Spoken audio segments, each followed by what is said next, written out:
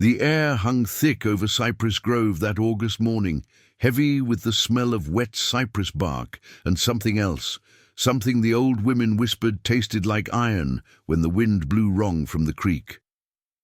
Sarah Whitmore pulled her shawl tighter despite the oppressive heat as she walked the dirt path toward the meeting house, her daughter Emma's small hand trembling in hers. The child had been crying since dawn, those silent tears that children cry when they know protest is useless, when they have learned that the world of adults operates by rules that break them. The meeting house stood at the edge of where Cypress Grove proper ended and the swampland began, a structure of raw pine boards that had never quite dried in the Georgia humidity. It leaned slightly to the east, as if trying to pull away from the black water that pooled behind it. Reverend Josiah Crane had chosen this location himself when he arrived 3 years prior, claiming God had spoken to him in a vision, shown him this exact spot where the boundary between the civilized world and the wilderness met, where souls could be properly cleansed of their original sin. Sarah had believed him then. They all had. Josiah Crane possessed the kind of certainty that hungry people mistake for truth. He had arrived in Cypress Grove in the spring of 1840, a tall man with eyes the color of winter sky, carrying nothing but a leather Bible and a conviction that seemed to radiate from him like heat from a forge. The town had been without a preacher for 2 years, ever since Reverend Matthews had succumbed to yellow fever, and the spiritual void had created a kind of desperation in the community. Crane filled that void completely. Within months, his sermons had become the center of life in Cypress Grove.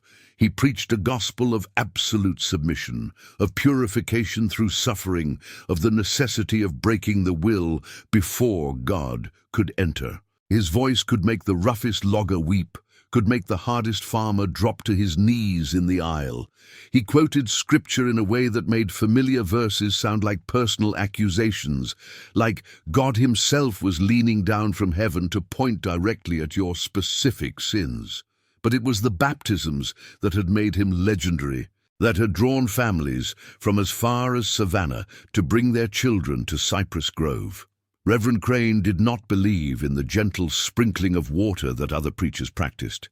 He believed in full immersion, in holding the child under until every trace of sin had been washed away, until the old self had truly died and the new self could be born. He said the moment of rebirth came only when the child stopped fighting, when submission was complete. The first time Sarah had witnessed one of these baptisms, she had been horrified. The child, a boy of perhaps 6, had thrashed and struggled as Crane held him beneath the creek's dark surface. 10 seconds, 20, 30. The mother had been crying, but the gathered congregation had been singing, their voices rising to drown out any protest. When Crane finally lifted the boy, the child was limp, his lips blue, his eyes rolled back. For a terrible moment, Sarah thought he was dead. Then the boy had coughed, water streaming from his mouth, and gasped back to life. Crane had held him up like a trophy, water streaming from both their bodies, and proclaimed, "Behold, born again, this child has passed through death and returned to us purified." The congregation had erupted in celebration. Sarah had felt sick, but she had also felt the pressure of the community's joy, the way doubt became a kind of betrayal when everyone else was rejoicing. She had pushed her horror down, told herself she did not understand the mysteries of faith, that her discomfort was a sign of her own spiritual weakness. That had been 2 years ago. Since then, she had watched dozens of children undergo the ritual. Most survived. Most, but not all. 3 children had not come back from those dark waters. 3 small bodies had been buried in the cemetery behind the meeting house, their deaths explained away as God's will, as evidence that not every soul was meant for salvation, as proof that some sins were too deep even for the cleansing waters to reach. The families of those dead children had not protested. They had wept. But they had also nodded when Crane explained that their children had been taken directly to heaven, spared the suffering of earthly life. They had thanked him. The community had rallied around them, had brought food and comfort, had reinforced the idea that questioning the Reverend was the same as questioning God. Sarah's own doubts had grown like a cancer, silent and hidden. She had begun to notice things. The way Crane watched the children with an intensity that seemed less holy than hungry. The way he always chose the most frightened ones for his deepest baptisms. The way he seemed to draw energy from their terror, his sermons growing more passionate on the days after a particularly violent purification. She had tried to speak to her husband Thomas about her concerns. He had looked at her with disappointment and anger, told her that her woman's heart was too soft for the harsh truths of salvation, that she risked their family's standing in the community with such blasphemous talk. Cypress Grove had become a place where loyalty to Crane was synonymous with godliness, where questioning him was social suicide. And now it was Emma's turn, her baby girl, just 5 years old, with her mother's dark hair and her father's serious eyes. Thomas had announced it at breakfast, pride in his voice, as if he were sharing news of some great honor. Emma would be baptized next Sunday, would undergo the purification that would guarantee her eternal soul. Sarah had felt her heart stop, had felt the world tilt beneath her. The meeting house was already crowded when they arrived, the air inside thick with body heat and the smell of sweat and damp wood. Families packed the rough benches, children sitting silent and stiff beside their parents. Everyone knew what day this was, knew what was coming. Baptism Sundays had become spectacles in Cypress Grove, events that drew not just the faithful, but the curious, people who wanted to witness the moment of transformation, or perhaps people who had begun to suspect, as Sarah had, that what they were watching was not salvation, but something far darker. Reverend Crane stood at the front, his black coat hanging loose on his frame despite the heat. He had grown thinner over the past year, his face taking on a gaunt quality that made his eyes seem even more intense. He was 42 years old, but he looked both younger and older, as if time moved differently around him. When he smiled, which was rarely, his teeth seemed too white, too many. The service began with a hymn, the congregation's voices rising uncertainly in the humid air. Crane did not sing. He stood with his eyes closed, his lips moving in what might have been prayer or might have been something else entirely. Sarah could feel Emma shaking beside her, could feel the child's small body trying to press itself into her side, trying to become invisible. When the singing ended, Crane opened his eyes and looked directly at Emma. Sarah felt the child freeze, felt the terror that ran through her small frame. Crane smiled, and in that smile Sarah saw something that made her blood cold. It was not the smile of a holy man. It was the smile of a man who had learned that his appetites would be not only tolerated but celebrated, as long as he dressed them in the language of God. "Brothers and sisters," Crane began, his voice carrying easily through the packed room, "we gather today in the presence of the Lord to witness a miracle, to witness the death of sin and the birth of purity. This child, Emma Whitmore, comes to us as all children come, stained with the original transgression of our first parents, carrying within her the seeds of corruption that will, if left untended, grow into a harvest of damnation." He walked down the aisle as he spoke, his footsteps echoing on the wooden floor. The congregation watched him with the fixed attention of people who had learned not to look away. Sarah forced herself to meet his eyes as he approached, forced herself not to pull Emma behind her, not to run, but her hands gripped her daughter's shoulders tight enough to hurt. "The path to salvation is not gentle," Crane continued, stopping directly in front of them. "It is not easy. It requires a death, a complete surrender of the self. The waters of baptism are not a bath, they are a drowning. They are a tomb from which only the pure may emerge. Some souls are too corrupted. Some souls are not strong enough for rebirth. But we must try. We must offer every child the chance at salvation, even knowing that some will not survive the attempt. A murmur ran through the congregation, a sound that might have been approval or might have been suppressed horror. It was becoming harder to tell the difference in Cypress Grove. Crane reached down and took Emma's hand from Sarah's grip. The child whimpered, a sound so small and broken that Sarah felt something tear inside her chest. "Calm, child," Crane said, his voice suddenly gentle, almost tender. "Do not be afraid. What awaits you is not death but life, true life, eternal life." Emma looked back at her mother, her eyes wide with plea. Sarah opened her mouth to speak, to say something, anything, but Thomas's hand clamped down on her arm, his fingers digging in hard enough to bruise. "Sarah," he whispered, and his voice carried a warning that was also a threat. The entire community was watching. To resist now would be to mark them as heretics, as people who placed their own judgment above God's will, as interpreted by Reverend Crane. Sarah watched helplessly as Crane led Emma toward the door at the back of the meeting house, the door that led to the creek. The congregation rose and followed, a slow procession of witnesses. Sarah moved with them, her legs somehow carrying her, even though her mind was screaming, even though every instinct told her to grab her daughter and run. The creek behind the meeting house was not like the stream Sarah had known as a child, clear water running over smooth stones.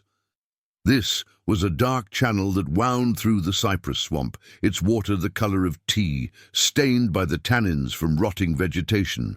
It was perhaps 6 feet wide and of uncertain depth, though everyone knew there were places where a man could step off the bank and disappear entirely.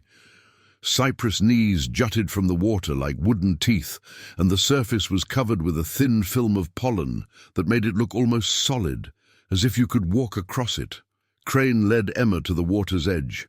The child was crying openly now, her small body shaking with sobs. The Reverend bent down and removed his coat, then his boots.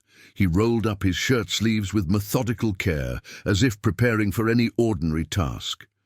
Then he turned to Emma and began to unbutton her dress. "No," Emma whispered, the first word she had spoken all morning. "Please, no." "Hush, child," Crane said. And there was something in his voice now that had not been there before, a kind of hunger that made Sarah's stomach turn.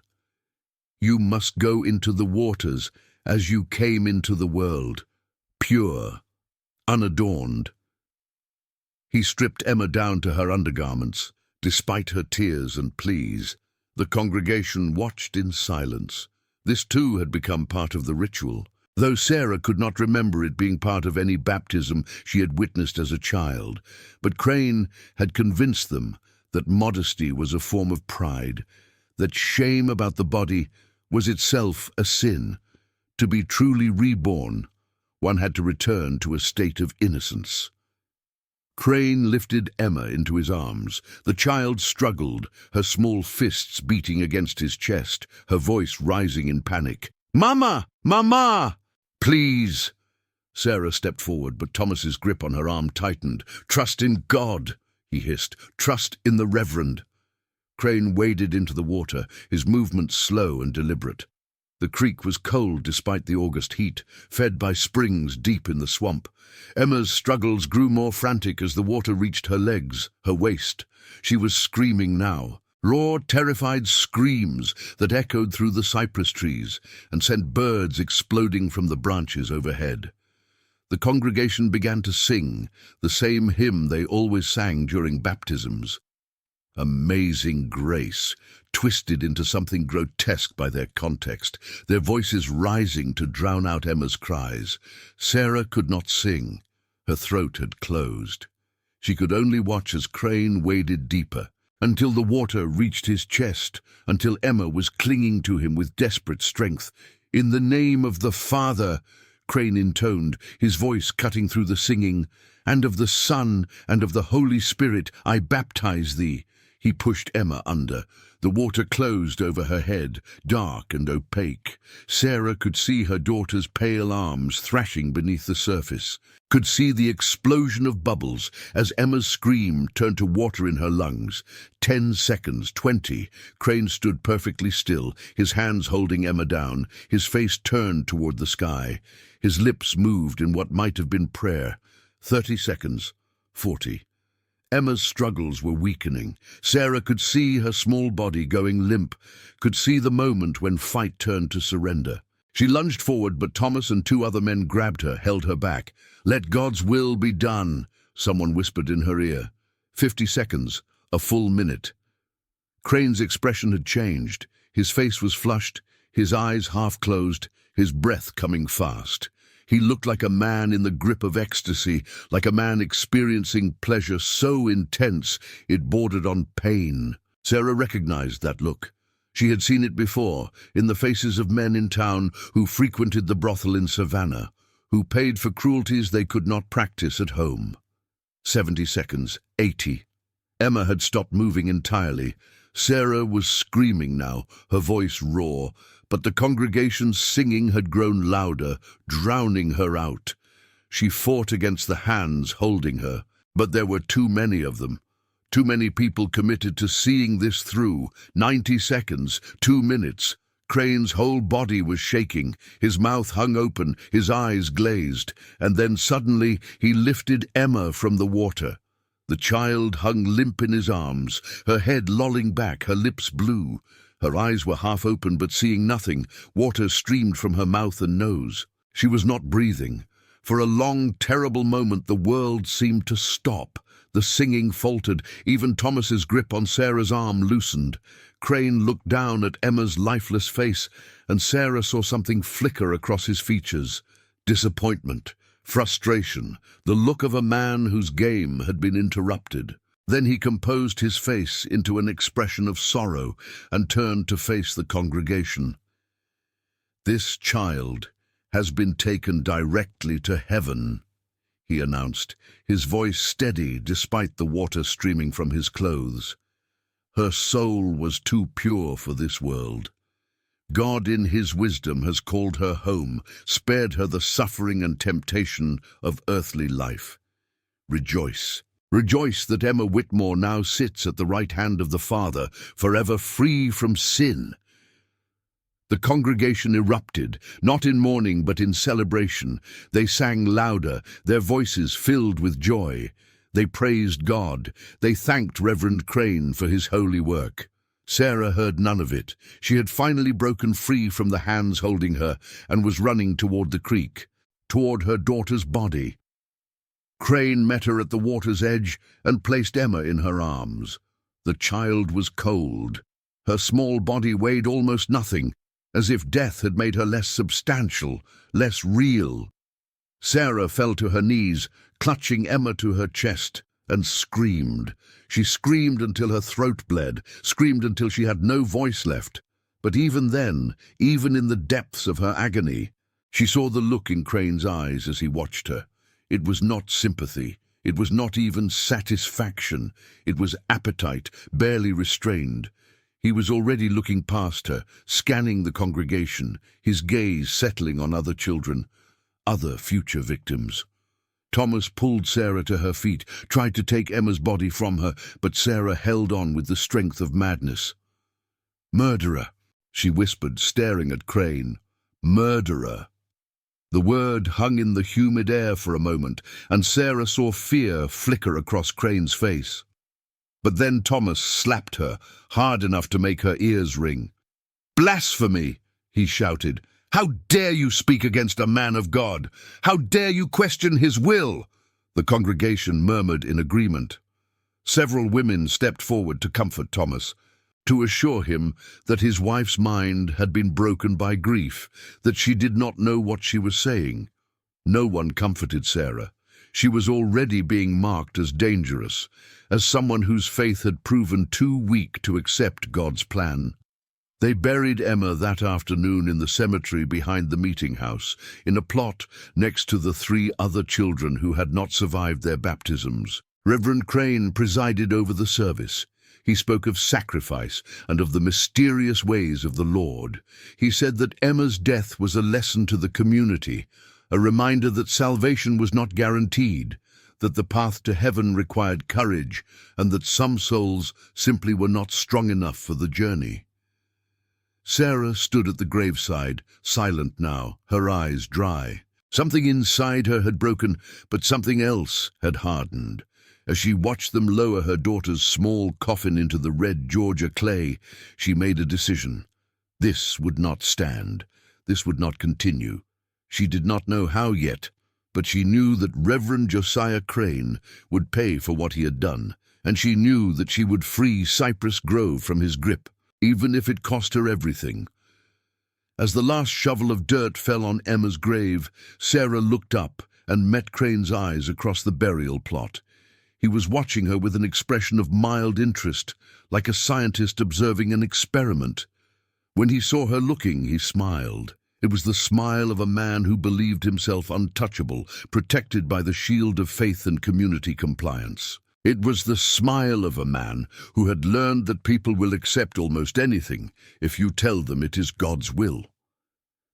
Sarah did not look away. She held his gaze and let him see the promise in her eyes. He would not smile for much longer. In that moment, standing beside her daughter's fresh grave, Sarah Whitmore became something she had never been before. She became dangerous. The days following Emma's death moved through Sarah like a fever dream. Everything too bright and too sharp, sounds too loud, colors too vivid. Thomas barely spoke to her, his silence a form of punishment for her outburst at the creek. The women of Cypress Grove whispered when she passed, their sympathy mixed with judgment. Sarah understood. She had committed the ultimate transgression in their world. She had questioned the Reverend. She had valued her own maternal instinct over the collective faith of the community. But Sarah was done being silent. She began to pay attention in ways she never had before, watching Reverend Crane with the calculating eye of a hunter stalking prey. She attended every service, sat in the back where she could observe without being observed. She watched how Crane selected which children would be baptized, saw the pattern she had been too trusting to notice before. He always chose the children of families new to the community, families still proving their devotion, families who could not refuse without marking themselves as outsiders. He chose frightened children, sensitive children, children whose terror would be most visible to the congregation. She began to count. In the 3 years since Crane had arrived in Cypress Grove, he had baptized 47 children. Of those, 4 had died in the water, including Emma. But Sarah discovered something else when she started asking questions carefully, obliquely. Of the 43 children who had survived, more than half had never been quite the same afterward. They became quiet, withdrawn, they stopped playing, they developed nightmares and strange behaviors, sudden terrors of water or darkness or being touched. The parents of these children dismissed it as spiritual growing pains, as evidence that the baptism had worked, that their children had been fundamentally changed by their encounter with death and rebirth. Sarah knew better. She had seen what Crane's face looked like when he held Emma under the water. That had not been the face of a holy man. That had been the face of a man experiencing perverse pleasure, feeding on a child's terror like a leech feeding on blood. She started visiting the families who had lost children, offering condolences that were months or even years late. She listened to their stories, heard the details they had buried under layers of faith and community pressure. She learned that all 4 dead children had been held under longer than the others, that Crane had seemed particularly interested in them, had visited their families repeatedly before the baptisms, had prepared them with increasingly extreme sermons about the necessity of complete surrender to God's will. "He told us that Sophie would be a test of our faith," Martha Henderson confided to Sarah one afternoon, speaking of her daughter who had drowned during baptism 2 years prior. They sat in Martha's tiny kitchen, the air thick with the smell of lye soap and despair. He said that her soul was particularly stubborn, that she would require a more thorough cleansing than most children. He said we would know the baptism was complete when she stopped fighting. And we believed him. God help us, we believed every word. Martha's hands shook as she poured tea that neither of them would drink. I watched my baby die, she whispered. I stood there and sang hymns while he drowned her because I thought it was what God wanted, because everyone told me it was holy. But Sarah, I dream about her every night. I see her little face under that black water, see her eyes looking at me, begging me to save her. And I did nothing. I stood there and I sang. Sarah reached across the table and gripped Martha's hand. It was not your fault, she said firmly. Crane is the one who killed her. Crane and everyone who enabled him. Martha pulled her hand away as if burned. Don't say that, she hissed, glancing at the door nervously. Don't ever say that where anyone can hear. You know what they do to heretics in this town. Sarah did know. She had seen it happen once, to a man named Robert Cole, who had questioned Crane's interpretation of Scripture. Cole had been driven out of Cypress Grove, his family forced to leave with him, marked as corrupted. Their property had been seized by the church, and they had departed with nothing but what they could carry. The community had watched them go with satisfaction, pleased to have purged themselves of doubt. But Sarah was beyond caring about consequences. She had already lost everything that mattered. What else could they take from her? Her standing in the community was already ruined. Her marriage was a shell. Her daughter was dead. She had nothing left to lose, which made her more dangerous than anyone in Cypress Grove realized. She began to keep a journal, recording everything she learned. The dates of baptisms, the names of the children, the details of Crane's sermons in the weeks leading up to each ceremony. Patterns emerged that chilled her blood. Crane was escalating. The time each child spent underwater had been gradually increasing. The first baptisms he had performed had lasted perhaps 30 seconds. Now, children regularly stayed under for 2 minutes or more. He was pushing boundaries, testing to see how far the community would let him go. And the community, locked in a cycle of faith and fear, kept letting him push further. Sarah also began to notice Crane's financial situation. For a man who preached poverty and sacrifice, he lived surprisingly well. He had built himself a small house next to the meeting house, and though it was modest by plantation standards, it was far nicer than most homes in Cypress Grove. He ate well, dressed well, always seemed to have money for books and supplies. The congregation tithed faithfully, of course, but Sarah started to wonder where all that money actually went. She found her answer by accident, while doing laundry at the creek one morning. She had gone upstream from the meeting house to where the water was clearer, and had noticed a path through the undergrowth that she had never seen before. Following it, she came to a clearing where Crane had set up what could only be described as a shrine. There was a stone altar, rough-hewn but deliberately shaped. Around it were arranged items that made Sarah's skin crawl. Children's clothing, small toys, locks of hair tied with ribbon, and on the altar itself, a ledger book. Sarah looked around to make sure she was alone, then opened the ledger. What she found inside made her blood run cold. It was a record, meticulously kept, of every baptism Crane had performed. But these were not spiritual notes. They were clinical observations, detailed descriptions of each child's reactions, how long they could hold their breath, how long they fought, what their faces looked like as they drowned. The entries about the children who had died were longer, more detailed, filled with descriptions that were unmistakably sexual in nature. This was not a holy man's journal. This was the diary of a predator documenting his kills. But worse than the ledger were the final pages. They contained a list of names, children in Cypress Grove who had not yet been baptized. Beside each name was a note, a rating system of some kind. High potential, Interesting coloring. Particularly fearful, promising. Emma's name was there, with a note beside it. Exemplary subject. Mother will resist, must prepare congregation. Sarah's hands shook so badly she nearly dropped the ledger. Crane had planned Emma's death.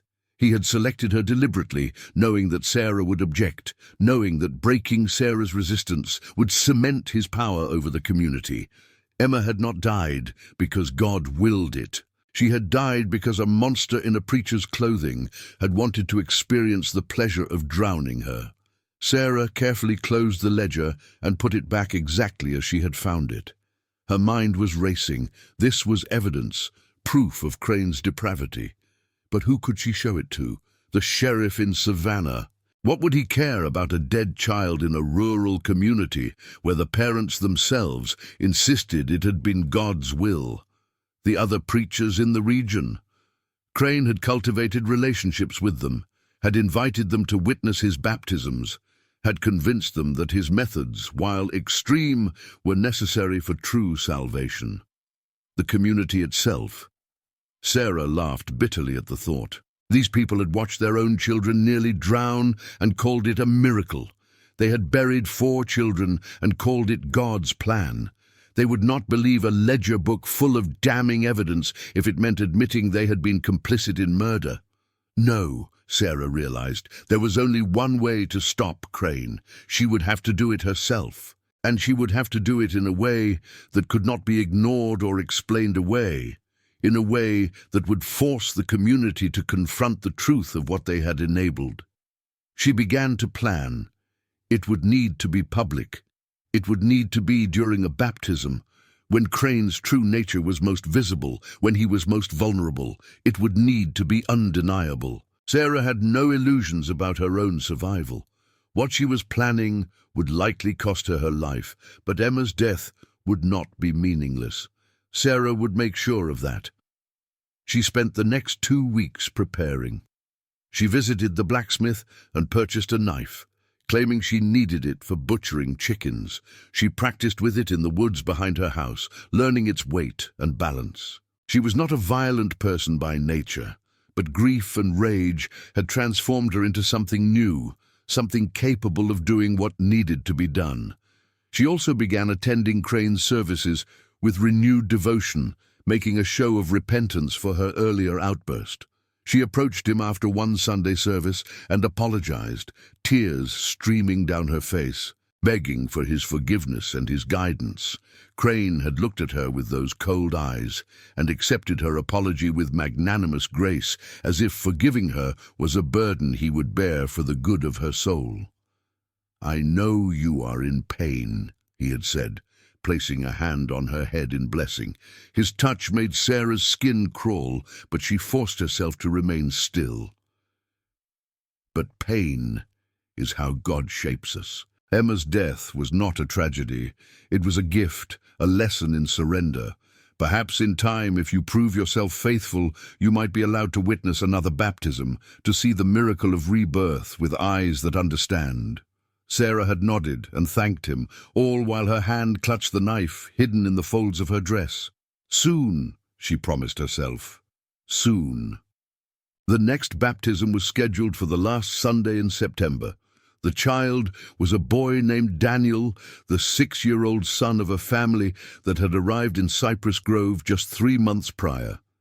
Sarah watched the parents during the services leading up to the baptism, saw their pride and their fear, saw how desperately they wanted to belong to this community that had promised them spiritual certainty in an uncertain world. They would not resist. They would hand their son over to Crane and call it holy. The night before the baptism, Sarah did not sleep. She sat at her kitchen table, the knife laid out before her, and wrote letters. One to the editor of the Savannah newspaper, one to the Baptist Convention, one to the county sheriff. In each, she detailed everything she had learned about Reverend Josiah Crane, about his predatory behavior, about the ledger hidden in the woods, about the pattern of escalating violence disguised as salvation. She described Emma's death in clinical detail, stripped of all the religious language that had been used to obscure the reality of murder. She knew the letters might not be believed, might be dismissed as the ravings of a grief-mad woman, but they would be on record, and combined with what she was about to do, they might be enough to force an investigation, to prevent Crane from simply moving to another town and continuing his predations elsewhere. In the final letter, addressed to Thomas, she wrote simply, "I am sorry I could not make you see the truth. I am sorry I was not strong enough to save Emma. But I can save other children. I can stop this. Forgive me if you can. Remember Emma as she was, not as Crane made her. Be free, Thomas. Be free of this terrible place and the terrible faith that devoured our daughter." She sealed the letters and left them on the table where Thomas would find them. Then she dressed in her Sunday clothes, hid the knife in the pocket sewn into her skirt, and walked through the pre-dawn darkness to the meeting house. The service that day was like all the others, hymns and prayers, and a sermon that seemed designed to mesmerize rather than enlighten. Crane spoke about Isaac and Abraham, about the willingness to sacrifice what was most precious in service to God. The message was clear. If you truly loved God, you would give him your children without hesitation, would trust that whatever he chose to do with them was just and right. Daniel sat between his parents, pale and silent. He had clearly been told what was coming, had probably been told it was an honor, a sign of God's favor. But his small face was tight with fear, his hands clenched in his lap. Sarah looked at him and saw Emma, saw all the children who had been fed to Crane's hunger, and her resolve hardened into something cold and absolute. When the time came for the baptism, the congregation rose and processed to the creek. It was a beautiful day, the September sun warm but not oppressive, the cypress trees beginning to show the first hints of autumn color. Birds sang in the branches. The water sparkled. It should have been pleasant, peaceful. Instead, Sarah felt like she was walking to an execution, which in a way she was. Crane led Daniel to the water's edge and began the familiar ritual of preparing him for baptism. The boy was crying silently, tears streaming down his face. But he did not resist when Crane stripped him down and lifted him into his arms. The congregation began to sing. Sarah did not sing. She waited. Crane waded into the water. Daniel had begun to shake, his small body rigid with terror. Sarah could see Crane's face, could see the anticipation building there, the hunger barely concealed. He was going to enjoy this. He was going to hold this child under the water until the child stopped fighting, and he was going to call it salvation, and the community was going to celebrate it. Sarah stepped forward, moving through the shallow water at the edge of the creek. Several people looked at her, surprised, but no one stopped her. They probably thought she was there to demonstrate her renewed faith, to prove that she had overcome her grief and accepted God's plan.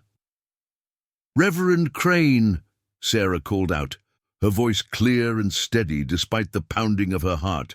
"I have a question about salvation." Crane paused, Daniel still in his arms, and turned to look at her. His eyes narrowed slightly, sensing something amiss. "This is not the time for questions, Sister Whitmore. We are engaged in holy work." "But this is a question about holy work," Sarah said, moving closer. She was waist-deep in the water now, the current pulling gently at her skirt. "I want to understand. If baptism is necessary for salvation, and if children can be too sinful to survive it, does that mean God creates children he knows will be damned? Does he create souls specifically so that men like you can experience the pleasure of watching them die?" A shocked murmur ran through the congregation. Several men started forward, clearly intending to remove Sarah from the creek before she could disrupt the ceremony further. But Crane held up his hand, stopping them. His face had gone very still, very cold. "You speak blasphemy," he said quietly. "You dare to question God's plan with your limited human understanding." "No, Sarah said, her hand closing around the knife in her pocket. I question your plan. I question a man who keeps a ledger describing in intimate detail the drowning of children. I question a man who rates children like livestock, deciding which ones will be most satisfying to kill. I question a man who has turned baptism into a public execution disguised as salvation. Crane's face transformed. The mask of benevolence dropped away, revealing the cold predator beneath. You have been in my private sanctuary, he hissed. You have violated sacred space. I have seen the truth, Sarah said, and now everyone else will see it too. She pulled out the knife. The congregation gasped, but Sarah did not move toward Crane. Instead, she turned to face them, the knife held high where everyone could see it. This man is a murderer, she announced, her voice carrying across the creek and into the trees beyond. He killed my daughter. He killed Martha Henderson's daughter and the Coleman boy and little Ruth Peters. He plans to kill more. He has a list. Daniel's name is on that list. He is not a holy man. He is a monster who has learned that people will let him kill their children if he tells them it is God's will. Lies! Crane shouted. The ravings of a grief-addled woman. Do not listen to her. She has been touched by the devil. But Sarah saw doubt beginning to creep into some faces. Not many, but some. She pushed on, knowing she had only moments before she was dragged away. There is a clearing in the woods, 100 yards upstream from here. In that clearing is an altar, and on that altar is a ledger book. In that book, Reverend Crane has recorded every baptism he has ever performed. He describes the children's fear in detail. He writes about their deaths like a man writing about his conquests. Go and look. See for yourselves what kind of man you have been following. Enough! Crane bellowed. He thrust Daniel toward the shore, the boy's mother rushing forward to grab him. Then Crane began wading towards Sarah, his face twisted with rage. You have destroyed yourself with your slander. You will be cast out of this community. You will be shunned. You will be alone. I am already alone, Sarah said calmly. You took my daughter from me. You took everything, but I will not let you take another child. Crane was close now, close enough that Sarah could see the fury in his eyes, but also something else, fear. He realized that she truly did not care what happened to her, that she was beyond his control, beyond the community's control.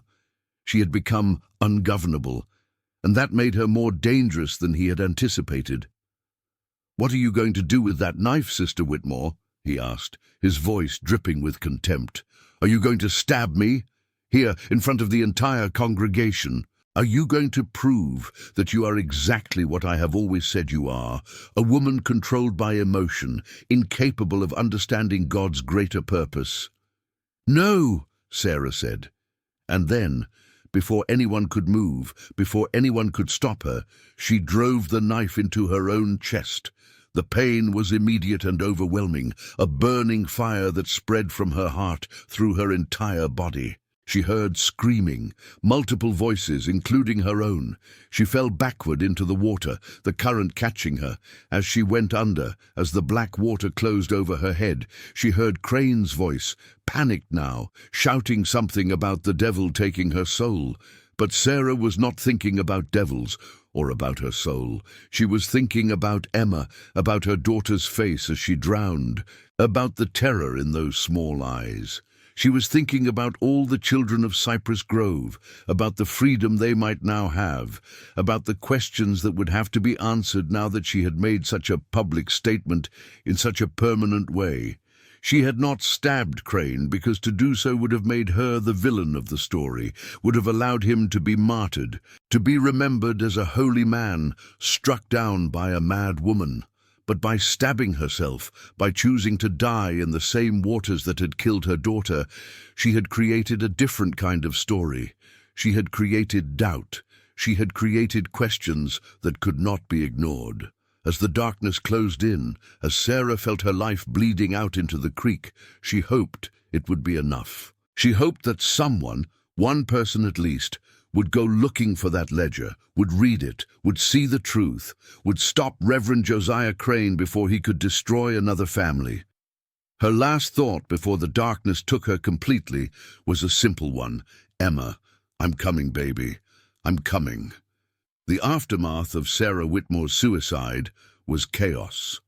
Thomas had rushed into the creek, along with several other men, and pulled her body from the water, but the knife had found her heart with terrible accuracy, and she was dead before they laid her on the bank.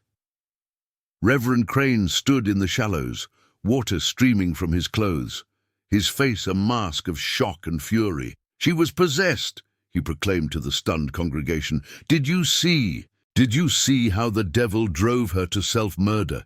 This is what happens when faith weakens, when doubt takes root.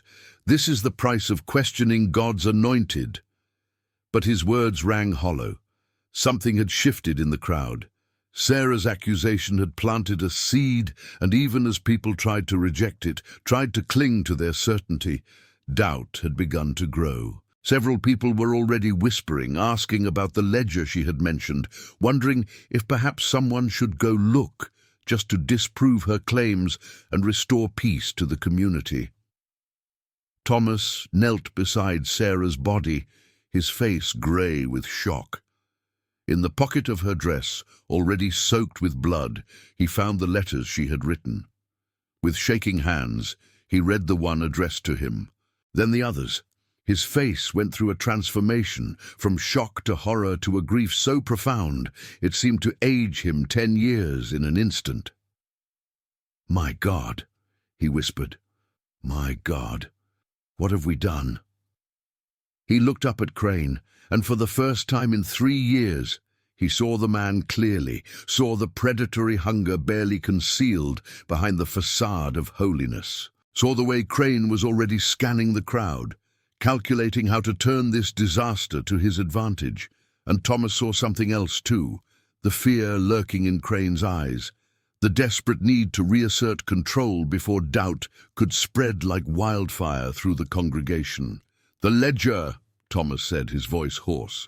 "Sarah wrote about a ledger in the woods. She said it contains proof of your crimes." "The ravings of a mad woman," Crane snapped. "She has always been weak, unable to accept God's will. This is her final attempt to drag others down with her, to spread her spiritual poison even in death." "Then you won't mind if we look," said a voice from the congregation. It was James Coleman, whose son had died in baptism 18 months prior. He pushed forward through the crowd, his face set. "If there is no ledger, if Sarah was lying, then we can bury her knowing she was truly mad. But if there is a ledger, if she was telling the truth, then we have been complicit in murder." Crane's face darkened. "This is heresy. I am your spiritual leader. You have no right to question me, to invade my private devotions." "Private devotions." Another voice, Martha Henderson this time, her voice shaking but determined. "If you have nothing to hide, Reverend, then there should be no issue with us looking, unless Sarah was right, unless there is something you don't want us to see."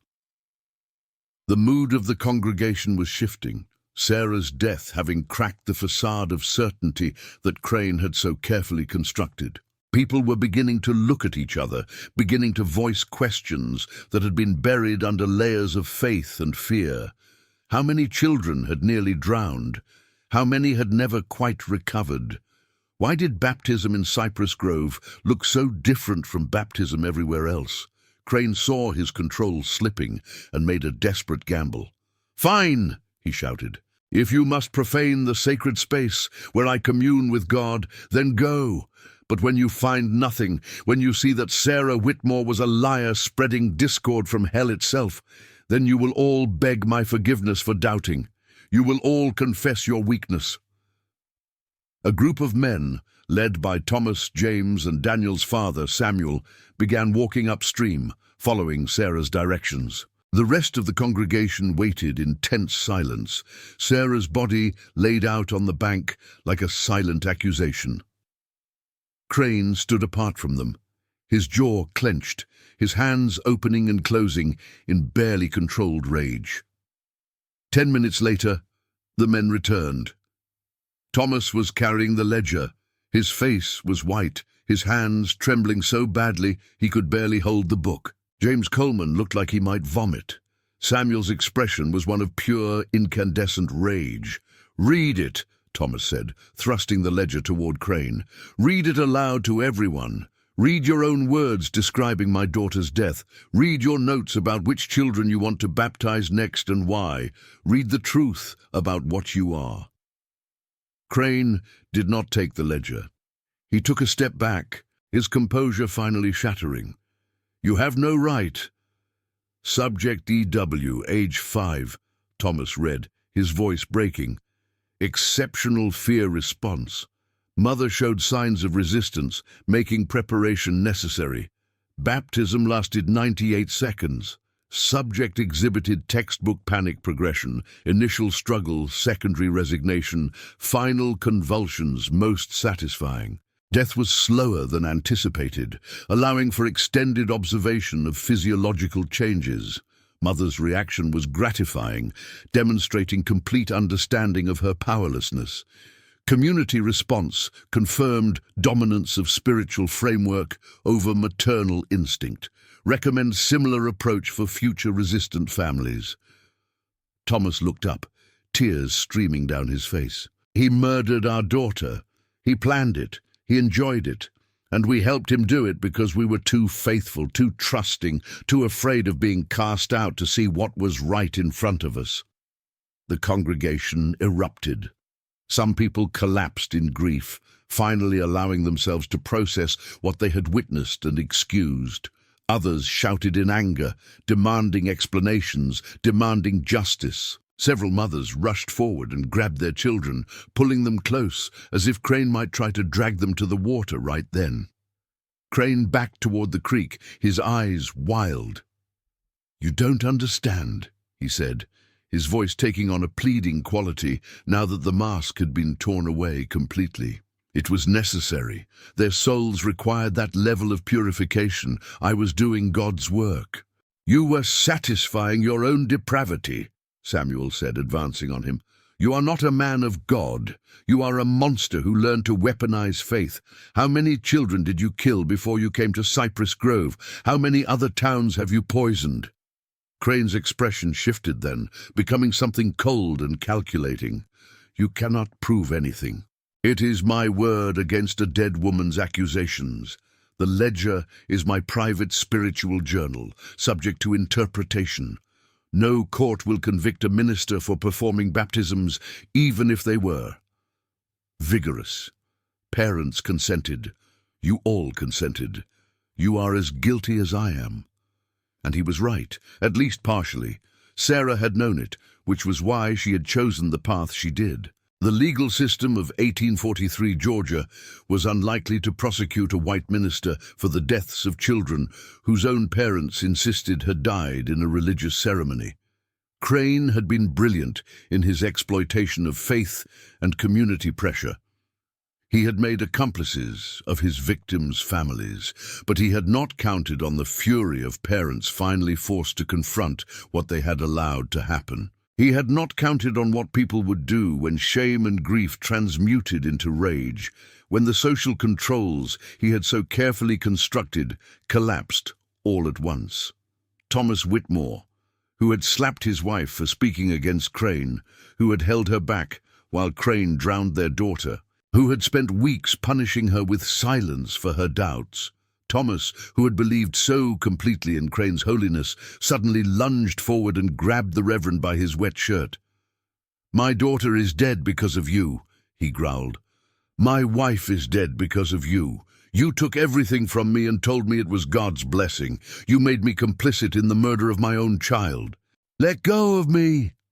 Crane struggled, but Thomas was a farmer, strong from years of labor, and grief had given him a strength beyond the merely physical. He dragged Crane toward the creek, toward the dark water where Emma had died. James Coleman joined him, then Samuel, then others. 6 men, all fathers of children who had been baptized. all beginning to understand the full horror of what they had participated in.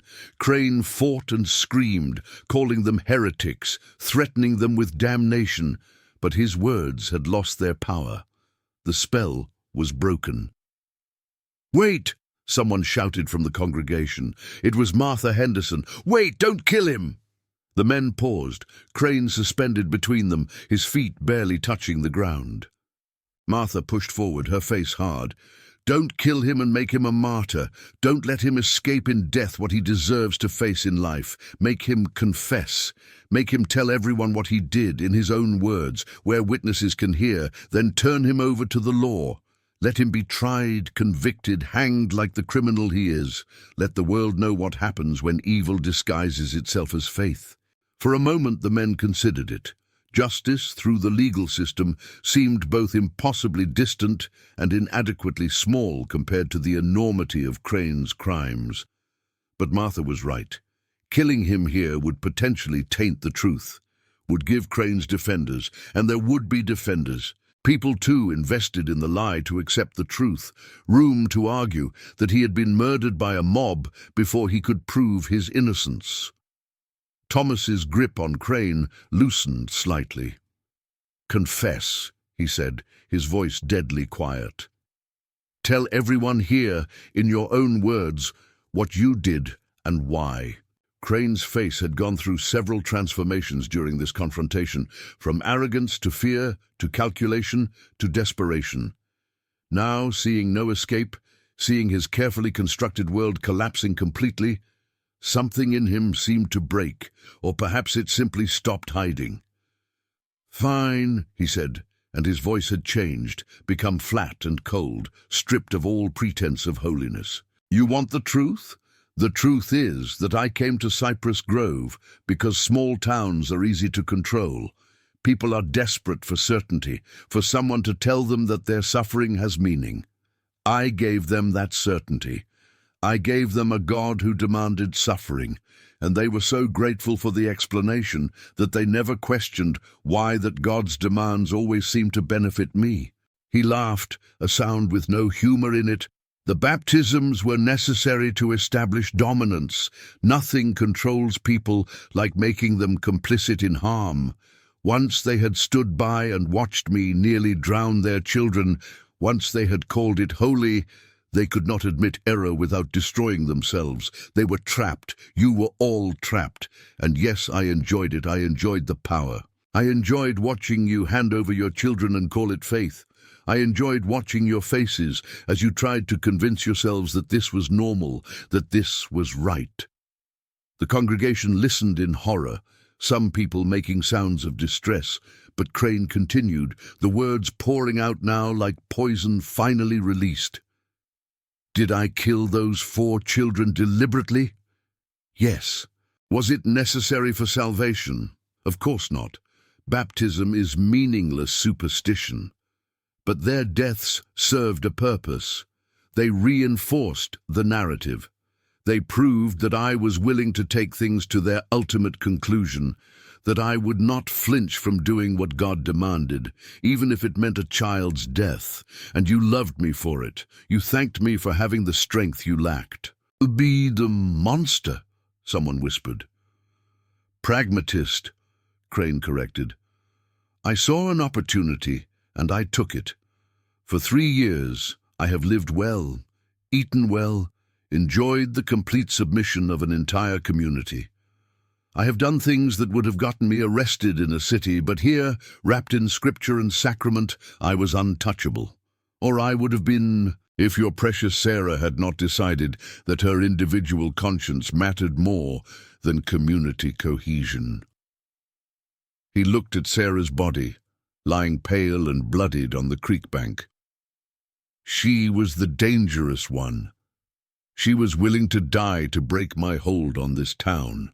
That kind of individual conviction is what every tyrant fears, whether they wear a crown or a collar. She understood that sometimes the only way to free people who have enslaved themselves is to show them the truth in a way they cannot deny.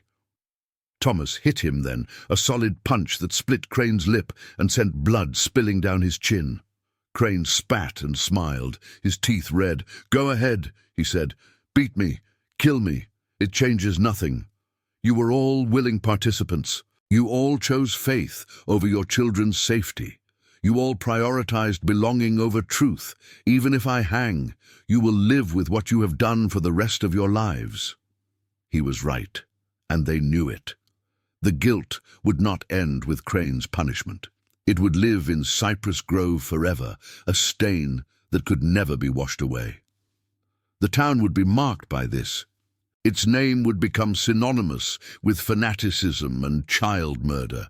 Families would leave, the community would collapse, and the parents who remained would have to wake up every day knowing that they had been complicit in the torture and murder of children, including their own. But Martha Henderson stepped forward, her voice steady despite the tears on her face.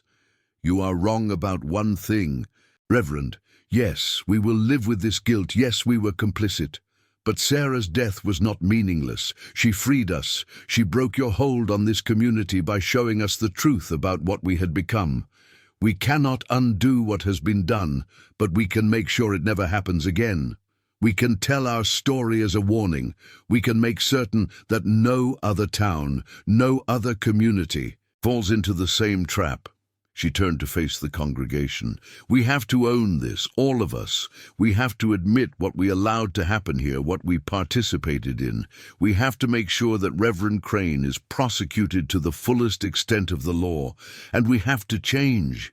We have to rebuild our faith on truth and love and the protection of the innocent, not on blind obedience to any man who claims to speak for God." Murmurs of agreement rippled through the crowd. It would not undo the damage. It would not bring back the dead children.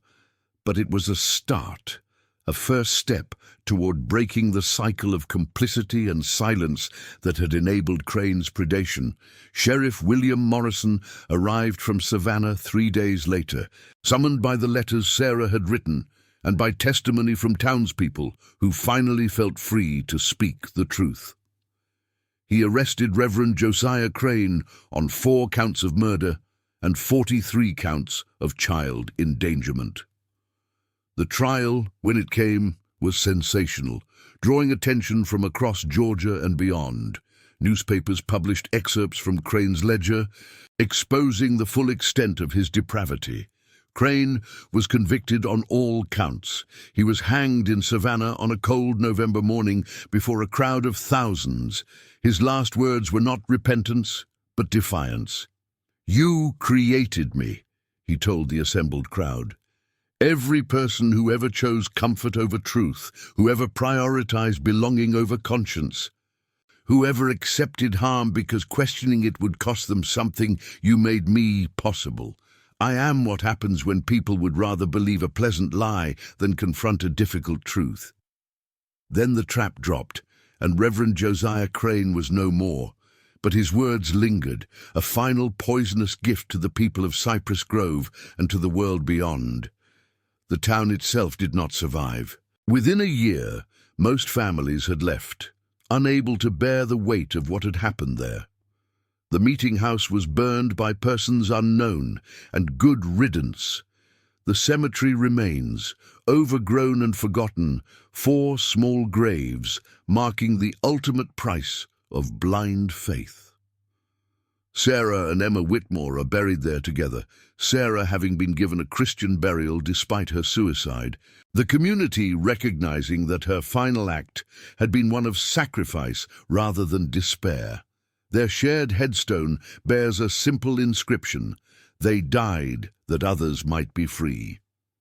Thomas Whitmore spent the rest of his life, another 32 years, traveling throughout Georgia and neighboring states, speaking about what had happened in Cypress Grove. He warned congregations about the dangers of charismatic authority, about the difference between faith and submission, about the necessity of protecting children even when, especially when, doing so means questioning religious leaders.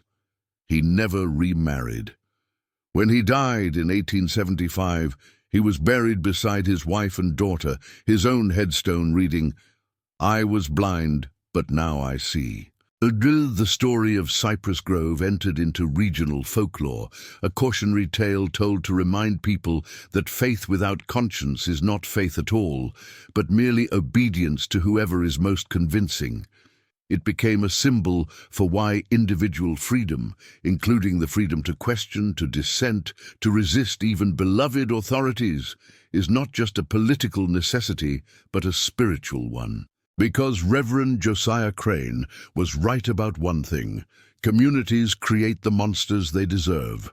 When people abandon their individual moral judgment in favor of collective belief, when they prioritize social cohesion over truth, when they are willing to harm the vulnerable rather than risk exclusion from the group, they create the conditions in which predators thrive. Crane had understood this instinctively, had built his entire system around this principle. But Sarah Whitmore had understood something too, something more important. She understood that one person, acting with courage and clarity, could break even the strongest system of control.